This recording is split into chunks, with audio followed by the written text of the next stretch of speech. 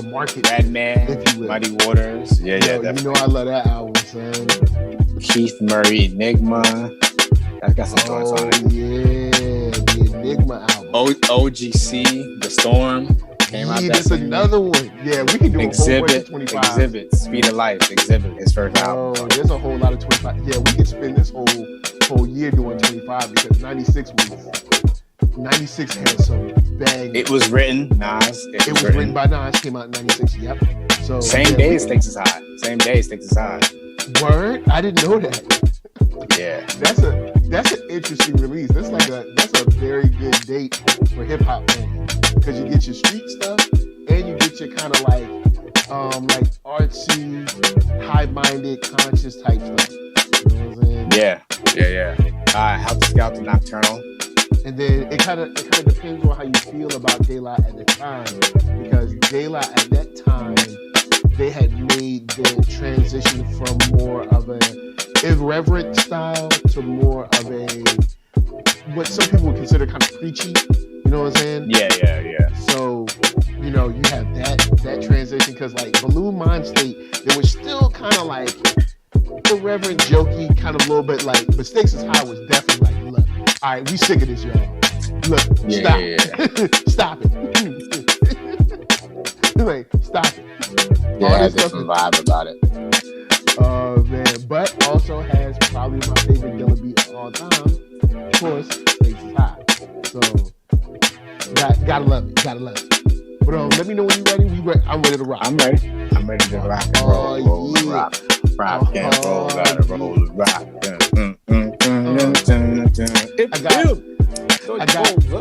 I got so much. I got It's a family show. You can't say the rest. I gotta. So young. Late LK at OneYoungsta. Hold it down. Bring that StreetGeek and NERDSoul. What is up, my people? Today, coming with another wonderful episode of That's Right, Beast Vibes Life. Raise the roof. Look, you gotta raise the roof. Look. We know we usually got the 4 horsemen. It's been a while since it's just been the OG 2, all right? But trust just me, 2. It ain't no Joe Budden podcast going on over here, all right? Look, ain't nobody mad at nobody. ain't no money flowing, so I guess everything's all good.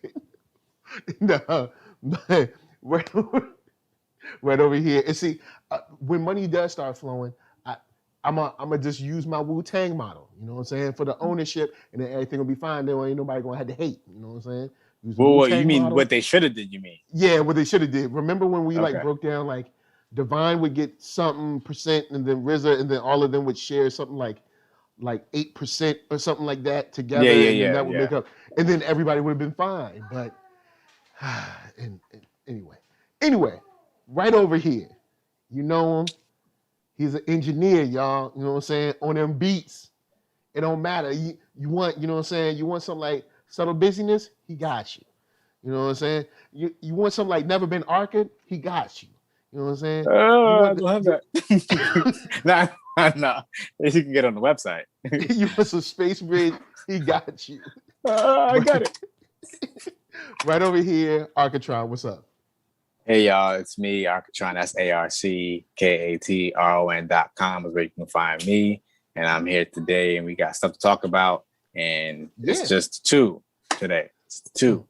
Shout out to PL. Shout out to Anwar Highsign. Yes. And we'll have them back soon.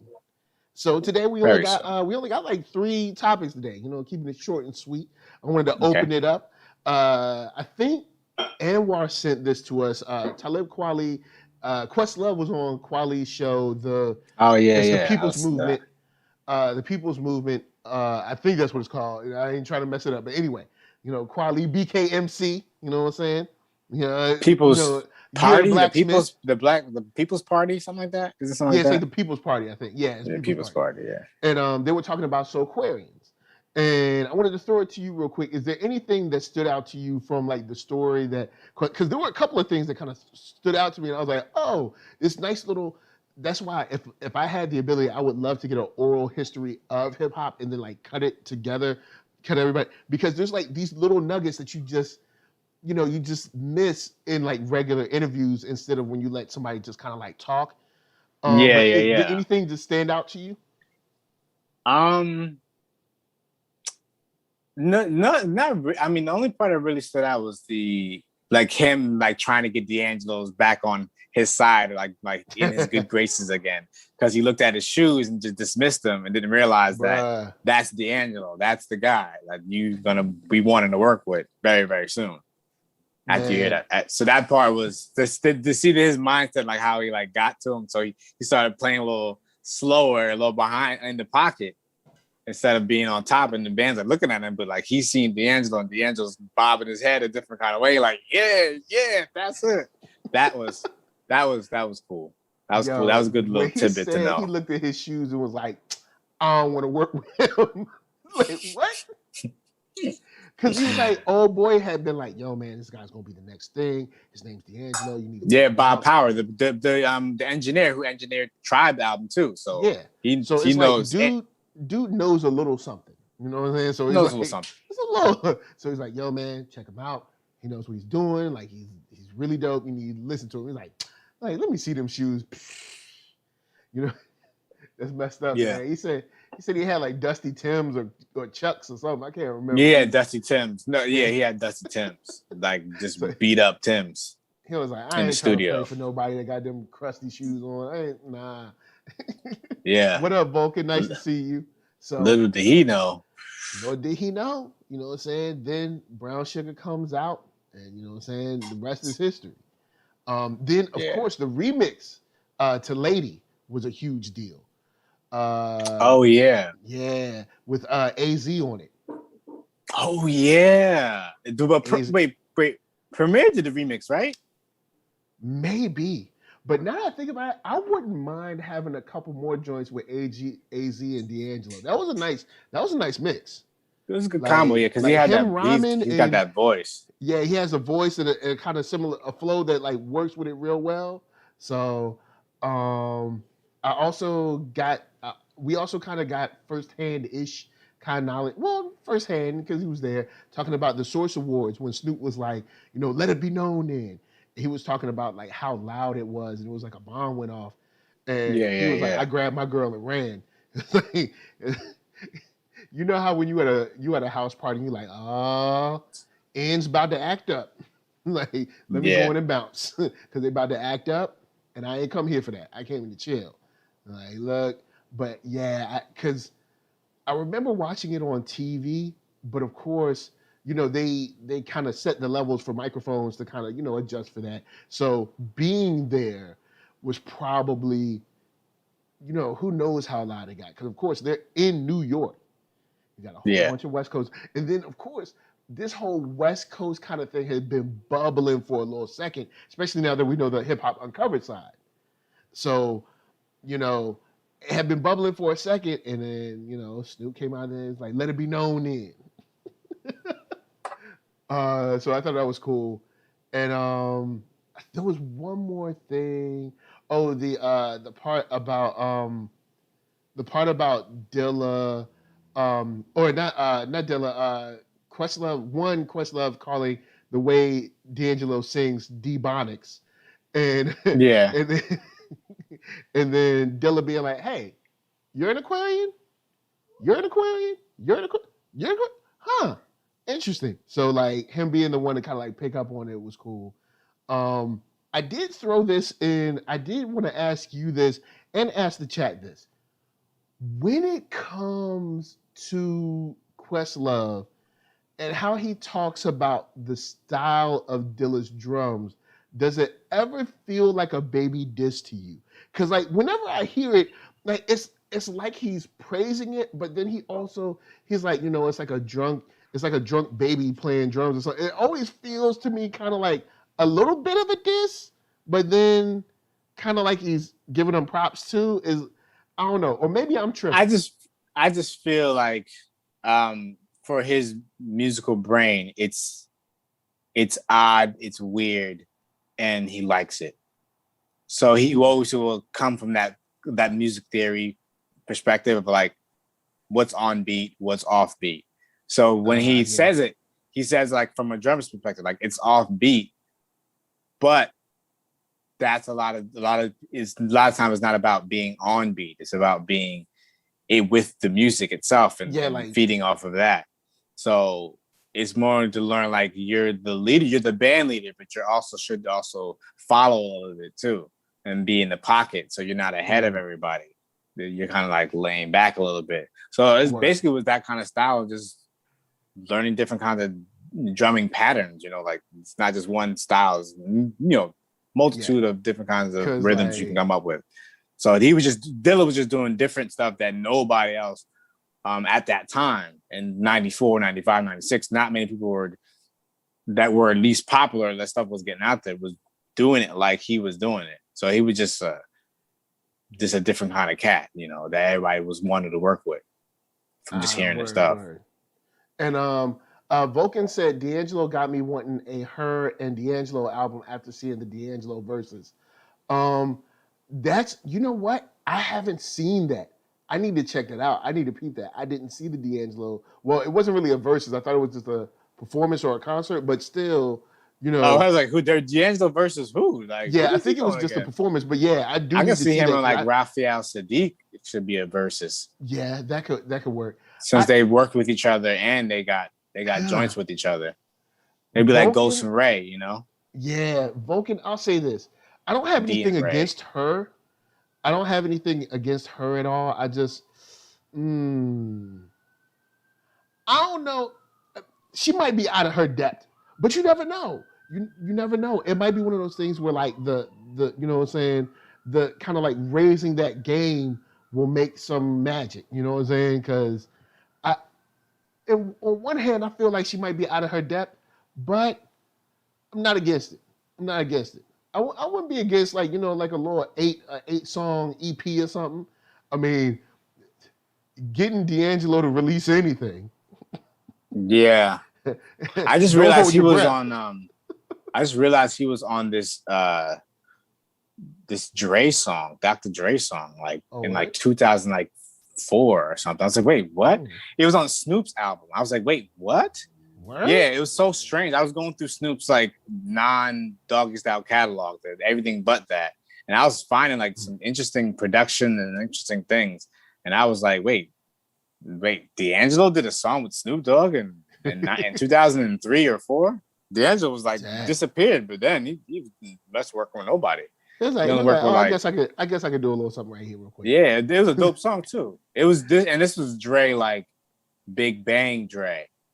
So a lot of the beats sound like they could be on Big Bang, on Busta Rhymes' Big Bang album. Word. So, all right, cool. Yeah. Send that to me or just hit it in the chat. We'll talk about it. Yeah, I see talk about it. Shouts to Phantom Girl coming through. What up? Hey, we here. What up? E equals MCU was talking about the 95 Source Awards, which Questlove called the death of hip hop. He said they booed Outkast that night too. Yeah, I forgot because they did boo, and that was the South got something to say. Yeah, that night was a very. I wonder if does somebody have the Source Awards from '95 that we could watch again? Because there was a lot tape that went on that night. You mean on like tape? On like YouTube to watch. I know I got it somewhere back in Virginia on VHS, but that's back when I used to record like, episodes of like Rap City and freestyles and stuff. But there's a lot that went on that night. A whole lot. I forgot that was the South got something to say. Then Snoop came through. You had Dre, I mean, not Dre, Suge had his statement. Snoop had his statement. You had, you did have a lot. Yeah, that I might have to try to dig that up and see if somebody has it somewhere online, because that was a very interesting. That was a very interesting night. Yeah. Before we move on to the next, this isn't really it's, I guess you could say it's hip hop related because she's been sampled by hip hop enough. But the Tina documentary for Tina Turner is on HBO Max. Watched it last night. It's tough sometimes in some parts, but it does a great job of filling in a lot of parts that, of course, the Hollywood movie didn't touch or either changed, and really brought a lot of what I consider clarity to the period between Ike and her kind of like her solo album that she dropped. Because for us, in the movie, of course, you got like, I don't know, an hour and a half, 2 hours, you got to kind of like move it along. But in the documentary, they were able to show like, hey, Shorty really only got her name. So that time where she was just like taking anything, commercials, working at Vegas, Hollywood Square, she was just on anything just to get a check. You know what I'm saying? And then the whole thing with Capitol Records and how that went down, and the statement that, the guy said about him not wanting her and calling her, a racial slur. And then, of course, the album and what that album became. And then realizing, Tina only dropped one album. You're like, hold up. Because in your mind, you're like, she's always been around.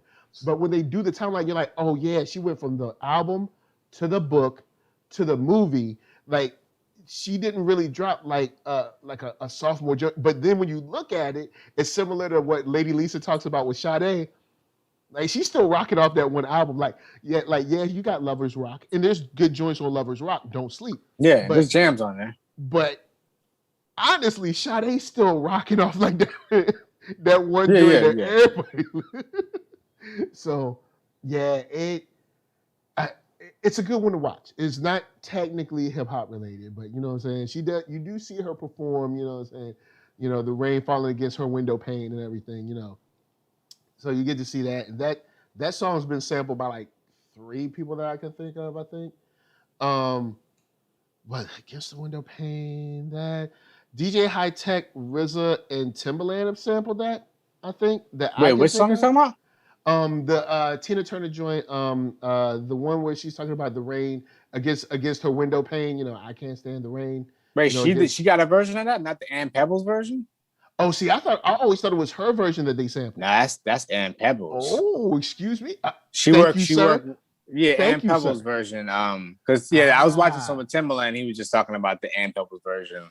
I think it's like his master class. Thank you, sir. What is master class thing? But Ann Pebbles. Yeah, High Tech used it. And, nice. Yeah, he says. But RZA used it, but maybe not. But thank you, sir. Probably in somewhere. RZA definitely probably. Well, you may be thinking of In the Rain, the Dramatics version, maybe. I don't know. Oh, yeah. He used a bunch of that in some things. Yeah. So the documentary does a good job of like just adding in a lot of stuff, especially from her youth. Tina went through. You think the movie is bad? So wait, what's Tina, on? Tina deserved all of her success. Deserves all of her happiness that she has now. Trust me, because she went through some real stuff. What's this on? Where you can find this? HBO Max. Okay, it's on HBO Max. Okay. So yeah, it's a good documentary, but they fill in some holes, and wow, there'll be some moments where you're like, wow, and then there's some moments with Ike where you're just like, bro, just tell the truth. Come on. But with that, shouts to Fatima coming through. Said Quest is cool. Enjoyed his DJ sets last year, but he could be a hip hop elitist. Yes, he can. He can, and he is. And yes, he can. True that. All right. So next story we got up. Sometimes it's just not safe to be in an elevator. You know what I'm saying? And Quavo and Saweetie, they were going through it for a moment. The article states Quavo and Saweetie shown in violent altercation before they broke up. Now, depending on how you feel about this violent altercation, honestly, I've seen the tape. I don't know if you've seen the tape or not. No, I don't be watching things like that, man. She kind of swings on him, and it looks like they're kind of like fighting over one of the pieces of luggage or whatever. Oh, okay. kind of like a tug of war thing. But I would consider it like, yeah, there's a little tussle, there's a tug of war, but there's not. It didn't seem violent to me, like this, this wasn't like Ray Rice, like this was I was about to. She said elevate. That's exactly what I was thinking. Like, oh no, it was like a tug of war. It was like a tug of war. You could also thought of Jay-Z too, elevated, meaning that it was Jay-Z and Solange. Oh man, and I said this earlier. Imagine if Jay-Z and Solange. Imagine if the roles were switched. And Jay-Z was hitting Solange like that. I couldn't imagine that. No, Solange wouldn't let that happen. So I don't think. No, but I'm just saying if the roles were switched, because like after that, people were like, yeah, Solange, woo. Nobody would have cheered Jay after that. Jay probably would have sought some time for that. He definitely wouldn't have released no albums after that. Like, no. No, sir. Well, at that time, the next couple albums he dropped, we could do without those. So maybe that's cold. All right, so wasn't that like Magna Carta, Opus, Grail? I think it was Othello, Magna Carta and 444. Affiliate of Lisa. Was it Magna Carta and 444? No, I think it was Magna Carta era. All right, cool. That was a while ago. So back to Quavo and Saweetie. I've watched the tape like 3-4 times. It's not violent. I mean, is it the highlight of your relationship career? No. But it's essentially a tug of war where she slips and falls. It's like she's not, because in the article from LA Times, it's like he throws her to the ground. She's not. She's not thrown to the ground. It's a tug of war, and I guess she like loses her grip and falls to the ground. But it's not like a situation where she like falls down a flight of stairs or something. It's just like she falls like on her butt. You know what I'm saying? At least from my expert tug of war opinion, someone who's been in tug of war. Tug of war, when you get in tug of war, when you lose and people give up, you go in, it's your fall. Yeah. Because you put so much pressure on one end, you fall. Or you let go of the rope. So you let go of the rope and you fall. Yeah, it's either you let go of the down rope with the ship. But there is a funny part of the video where, they get in the elevator. She's on the floor and she's staying on the floor. I guess she's trying to like oversell it or whatever. But they get to another floor and the door opens and there's a dude standing there. And the dude does not get on the elevator. And props to that guy. Because I would have been that same dude like, I don't know what's going on up in here, but y'all good. Yeah, I'll take the next one. I got the next one. Y'all go ahead. I'm fine. Oh, man. Vulcan said, I've already seen several YouTubers trying to turn Quavo into a woman basher. Nah, bro. You're going to have to do more than that for me. It's essentially them tug of war over this bag. Some people have said there's PlayStation in it. I mean, it might be because it's one of those cases. It's kind of one of those cases that I would put photography equipment in. Like, the music cases. Like for you, a case that you would put your MPC in. It's got that hard. You sure it was some Quavo's turntables? He wasn't DJing that night. Yeah, he was like. What's up, Jenna James? So yeah, it guys. At least in my opinion, you know what I'm saying. It's a tug of war where either she lost her grip or just let go, hit her butt. It didn't look like her head snapped back and hit the wall or nothing. I think she just oversold the moment because she was kind of mad that she fell, but nothing. Wait, was she like LeBron? She was a flop queen? Look, we ain't talking about LeBron up in here, all right? I'm just saying. LeBron is not a flop queen. Master. Flop master. Nah, LeBron ain't no flop You master. touch me, just fly back. You fly back, you slide on the floor. Like, really? Really? Who's the flopping? Really? There's somebody who flops way more. LeBron does not be flopping, all right? Mr. Flop, you're a mean one. What about Paul Gasol? He'd be flopping, or he was be flopping, been flopping. LeBron been flopping for like 15 years. Man, Paul Gasol just got on this radio when he went to the Lakers. Paul Gasol got on the radar when he went to the Lakers. Before that, you know about Paul Gasol? Oh, he on Memphis what? Memphis who? Vancouver what? Yeah, Grizzlies. He was on the Vancouver Grizzlies. He was on since back then. Oh, Jitty James said kind of like soccer players in Europe. Yo, soccer players are the best at flopping. Yo, they definitely be flopping. Bruh, if you watch some of those tapes on YouTube, it'll be like they're not even touched. Like you just run past them and they be like it's like, come on. And they go like this all the time. They're like, I'm dying. And then they back up, just running like normal. Like, what? You got to put that magic spray on them first, though. Yeah, spray the icy hot. Icy hot spray. Yeah, it's strange. It's strange. Thomas D said LeBron be flopping like a fresh fish. Flopping like a fresh fish. You are right, Thomas D. Yo, that's Bron. Yeah. So yeah, Quavo. I mean, I'm not the biggest fan of your music, but it's not a violent altercation. The word like people was like reaching on that joint. Like it's violent altercation.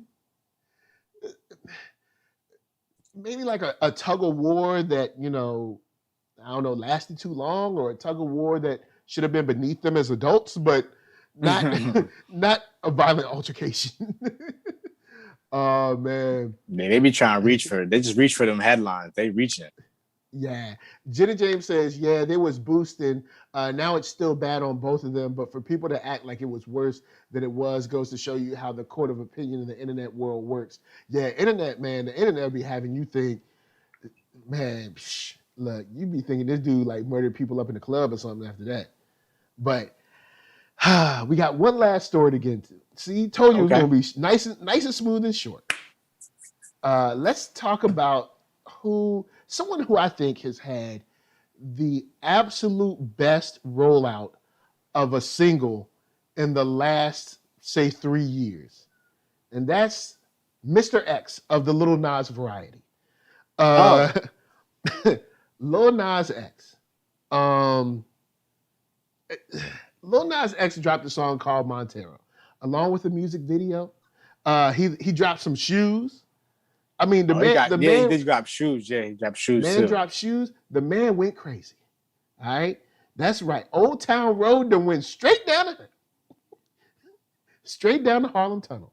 Now, I'm going to look at this from an angle of the money.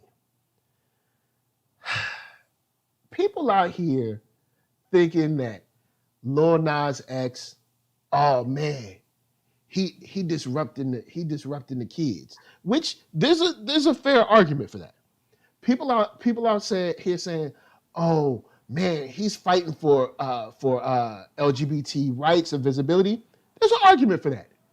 My argument is he got all y'all running around saying he doing this, that, and the third, and he's getting all the monies. Here's the thing. I don't see anything that has ever made me say, oh man, this dude's like this like, activist that really cares about this. I mean, not saying that he hates the LGBT community, but I've never really seen much of this, like, I mean, outside of like statements, but I've never really seen like, yo, I'm doing this straight for the movement. Nah, bro. Nah. He was I haven't heard him say that. He was like, because I mean, I've heard the song, I've heard the lyrics, and I've seen the music video. You could have did this music video many ways to provide visibility to the LGBT. Nah, you know how to get that algorithm going. He was like, look, I could make a regular video. I could make a regular video of me with a boyfriend that things go wrong and I don't like it. That don't get the algorithm going. I got people tweaking that Nike. I got Nike coming out saying like, look, we don't know nothing. I got people talking about demonic Satanism, all these things. Come on, man. He put out a letter like, this a letter to myself when I was 14. I'm doing this so you can be visible and so you can feel like you're not alone. And then people are like, oh snap, yo, this video must be crazy, right? Oh, he doing something for his younger self. All right. Then you see the video.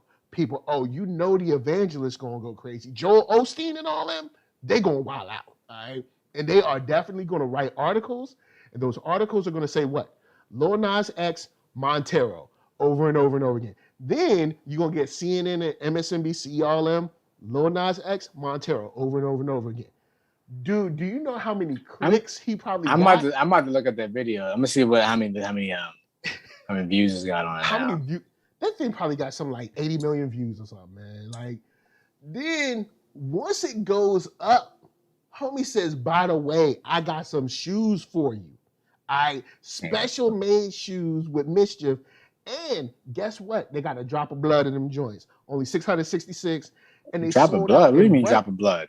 Oh, it's like some Satanistic shoes. They got like the little star, the little devil star and stuff, and he got to drop his blood in it. All this sold out in 1 minute. Now, there's an argument to be made that, oh yeah, you know, Lil Nas X loves the movement. He's fighting so hard for LGBT visibility. I'd argue that Lil Nas X is a capitalist of the highest variety. People saying like, oh man, he's hurting the kids. I'd argue that he never cared about the kids in the first place. This dude is a capitalist of the highest variety. This dude didn't care about it. He didn't care about your kids. He don't really care. I'd argue he don't care about the kids or the movement. He care about that money. He got that money this week or last week. When did it release? Last week? This week? It's like 5 days ago. Like the video was 5 days ago. The single was last out week. For like a couple of days before. Bruh. Lil Nas X got everybody going crazy while he riding to the bank. Now, there's arguments to be made about the kid stuff. Valid arguments to be made about like devil stuff and all that. But I'd honestly say, now that I've sat with it, yes, there's a lot of hypocrisy that I see from people coming at him and hypocrisy that I see from him. But now that I sat with it, I don't think he even care about none of it, man. I think he got off with that cash and got us all arguing about the devil. And he got off with that cash. I think he got off with that cash, man. Like, you know what I'm saying? Fatima said, if Lil Nas X was white, he'd be a gothic indie artist with a cult following. Bruh, you right. Nas X is a Hydra agent. What? Lil Nas X is a Hydra agent? Yeah. Lil Nas Hail X Hydra. He'd be at the bank like, Hail Hydra. Yeah, exactly. I mean, don't get me wrong. There's arguments.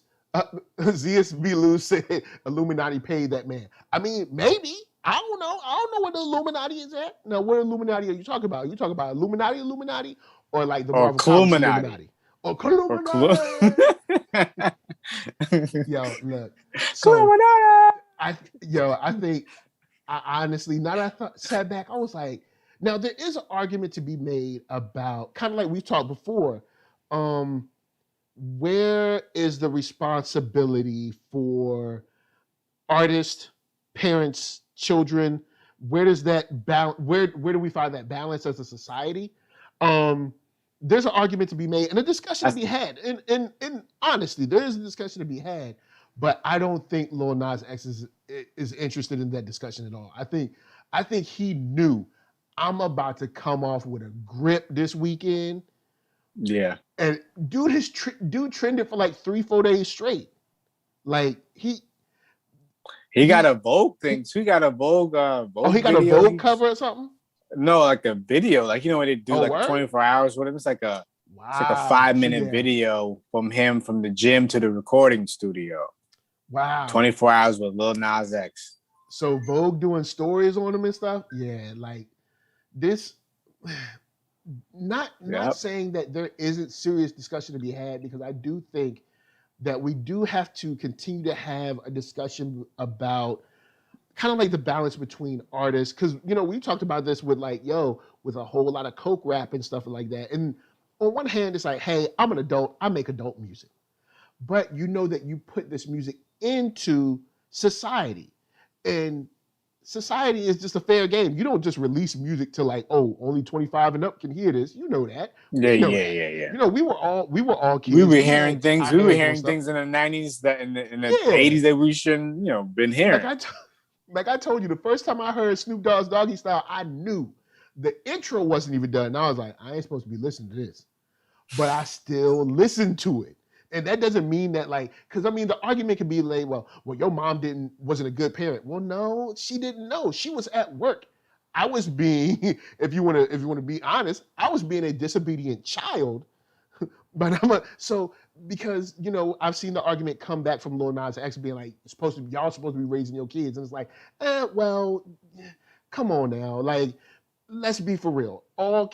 Anyone who's been a kid has done something that their parents didn't know, or their parents said, hey, don't do this, and has tried to steer them away. So it's like, come on, you're disingenuous when you do that. But homie came through and made that dough fast. I don't know how this Nike lawsuit's gonna go for mischief, because they was like, look, copyright infringement, They was like, nah, bruh, they got their lawyers out on it, so I don't know how that's gonna go. But I mean, shoot, Lil Nas X already got his money, so he like, shoot, I'm alright. He like, shoot, I got my cash. Fatima said he's more of a performance artist since he doesn't have a specific sound or lane. Yeah, and that's something else that I wonder about sometimes. Where are we at a point now where, especially where music is, can you be the type of artist that just has like a super big song that comes out and then chill for like a year or two and then have another super big song? Because I mean, it's not like people are like, yo, that Lil Nas X album is just so, just so amazing. Yeah. Yeah. So are we at a time where, you can have a super big song and just kind of chill for a second and then just have another super big song? The only thing is,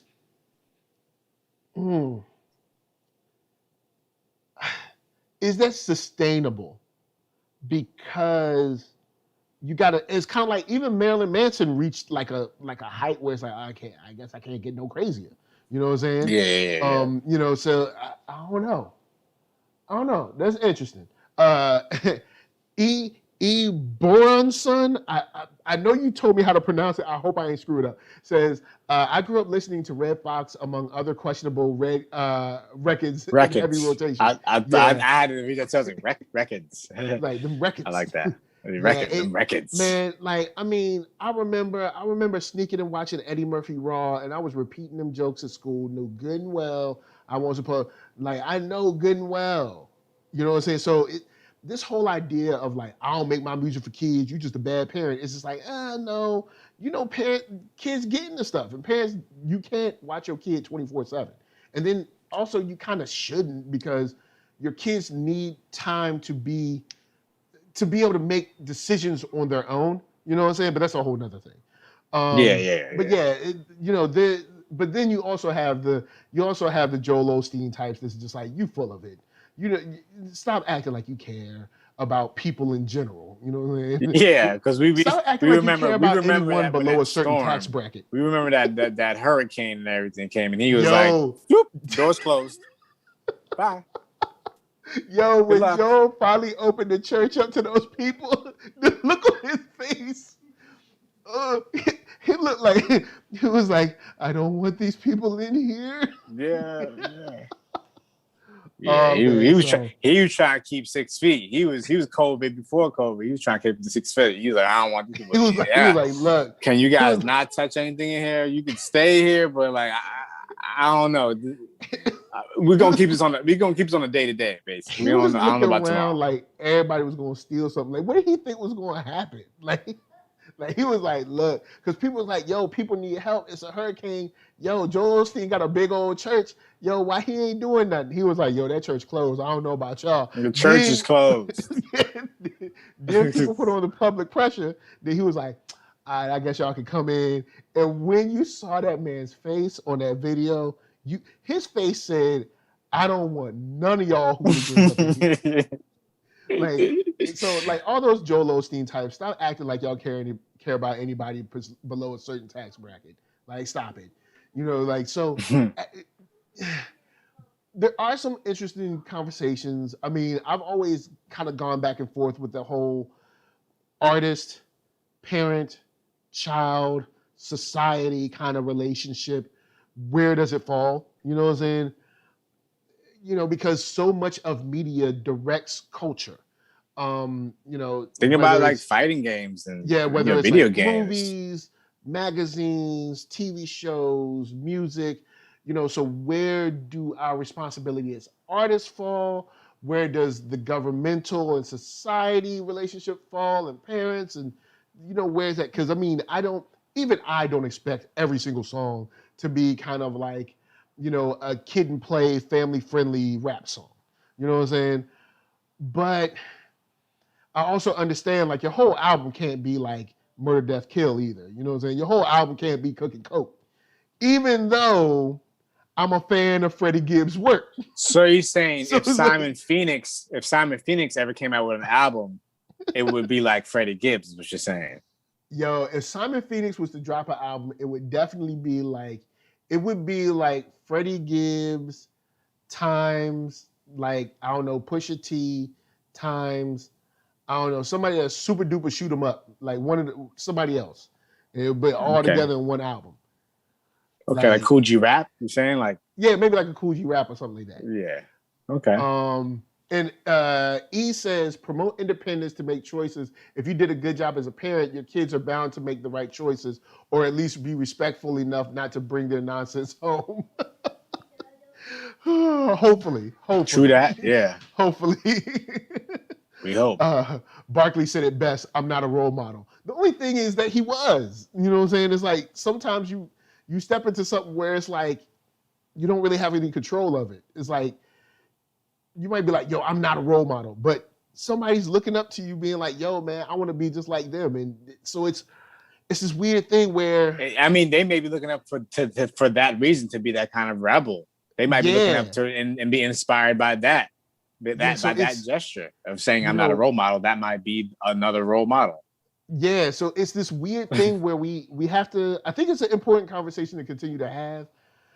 But I mean, I don't know where it stands. You know what I'm saying? Because it's like, even with the infamous Cameron and Dame Dash interview, where they pretty much just brought a school principal in there to kind of like nanny them over the music they made.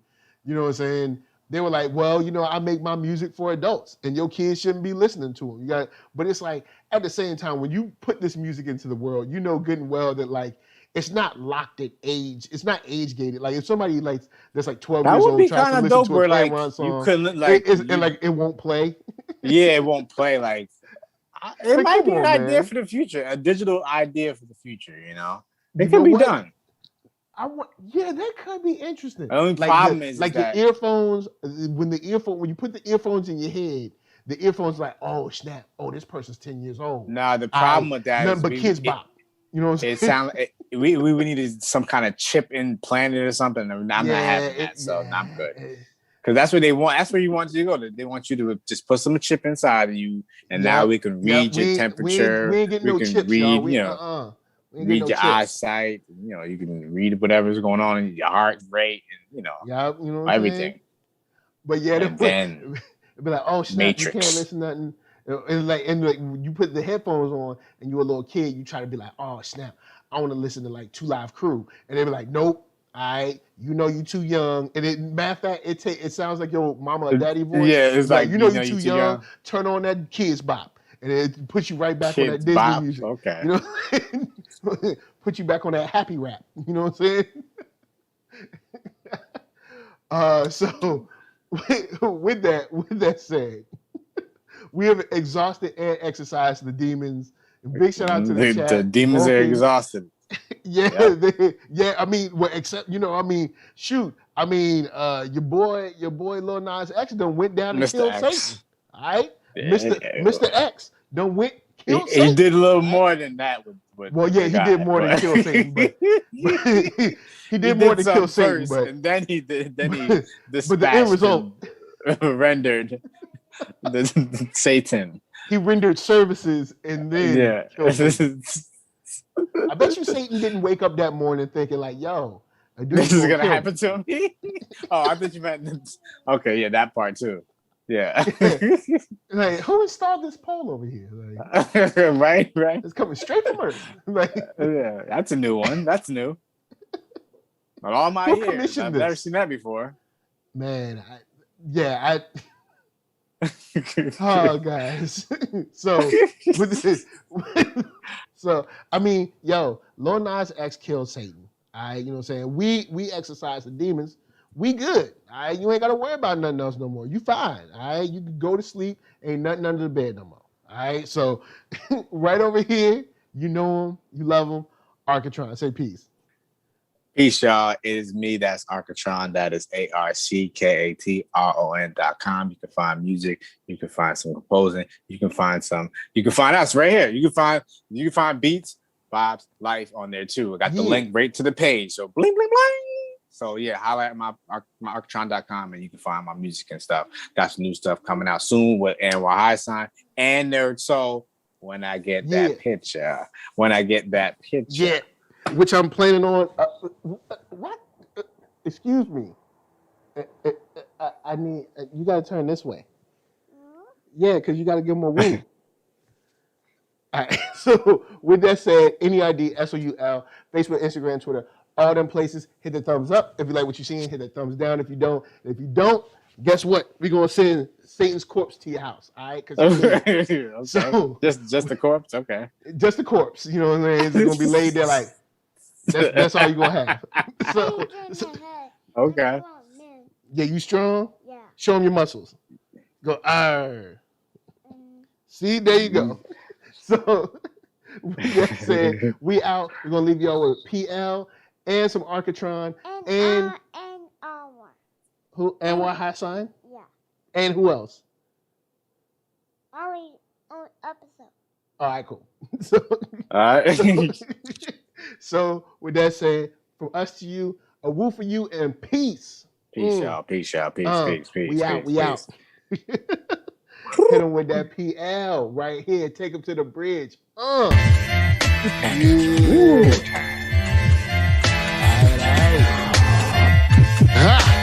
the man, yes, sir, that killed the bear barehanded so the people won't forget it.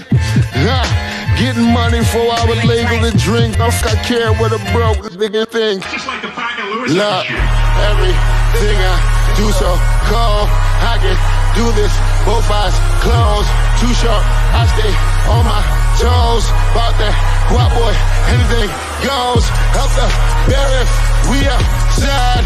Help the bear if we outside. Still tipping, baby, nothing changed. I'm still grinding over here, yeah. Still sliding through my own lane. Shorty, nothing funny over here. Dallas rain everywhere around me. Dream to get money.